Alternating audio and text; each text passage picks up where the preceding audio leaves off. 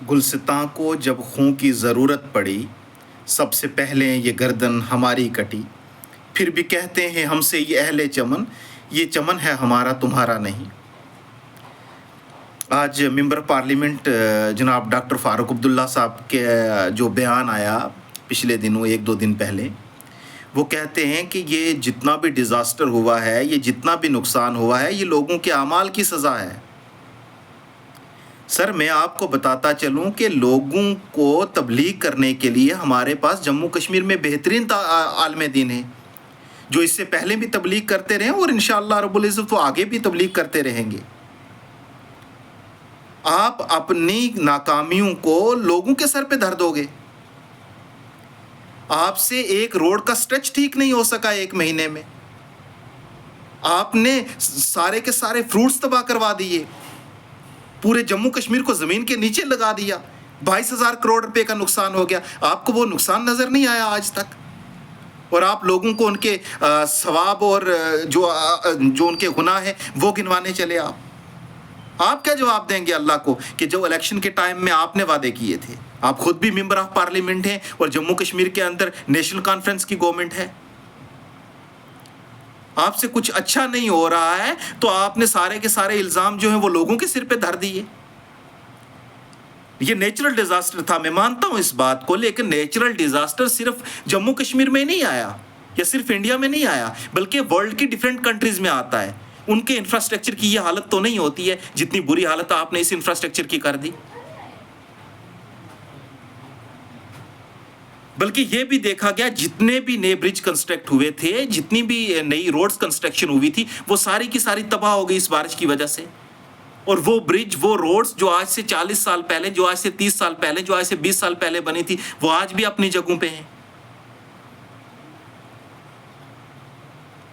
مرکزی سرکار ہے، اس کا بھی پتہ نہیں چل رہا کہ وہ بھی کیا کام کر رہے ہیں۔ منسٹری آف روڈ کہاں پہ سوئی ہوئی ہے؟ تو یہ تو ایسے لگ رہا ہے کہ لوگوں کا نقصان جو وہ ڈیلیبریٹلی کروایا جا رہا ہے، جان بوجھ کے کروایا جا رہا ہے، جان بوجھ کے لوگوں کو اس طرف دھکیلا جا رہا ہے تاکہ ان لوگوں کا اکانومیکلی لاس ہو۔ آپ سے روڈیں ٹھیک نہیں ہوتی ہیں، آپ سے کام نہیں ہوتا ہے، آپ کو اپنے مینیفیسٹو نہیں دکھتے ہیں، آپ کو اپنی الیکشن کمپینس نہیں دکھتی ہیں، جب آپ نے گھر گھر میں جا کر کے لوگوں کے ساتھ وعدے کیے تھے۔ آج آپ سے جب کوئی کام نہیں ہو رہا ہے، آج آپ سے جب گورنمنٹ نہیں چل رہی ہے، تو آپ لوگوں کے سر پہ ڈال دو گے۔ اس جو لوگوں کا نقصان ہوا اس کے لیے ہماری یونین ٹیریٹری کی گورنمنٹ بھی رسپانسیبل ہے، سینٹرل گورنمنٹ بھی رسپانسیبل ہے، یہاں کی LG انتظامیہ بھی رسپانسیبل ہے۔ جہاں پہ لوگوں کی کوئی بات سنی ہی نہیں جا رہی، یہ کس قسم کا جمہوری نظام ہے؟ آپ لوگوں کو تباہ کرنے پہ تلے ہوئے ہیں۔ ڈاکٹر صاحب یاد رکھیں، یہ الیکشن پھر سے آئیں گے، پھر سے آپ نے ان لوگوں کے پاس جانا ہے۔ کتنے ایکسکیوزز دو گے؟ ہر بات کے اوپر ایکسکیوزز، ہمارے ہاتھ میں کچھ نہیں ہے، ہر بات کے اوپر ہمارے ہاتھ میں کچھ نہیں ہے، سب جھوٹے کھوکھلے وعدے، کچھ بھی کام تو نہیں ہوا آج تک۔ 1 سال ہونے کو جا رہا ہے، کیا کام کیا آج تک آپ نے؟ لوگوں کی کہاں پہ حفاظت کی؟ لوگوں کو کہاں پہ کمپنسیٹ کیا آپ نے؟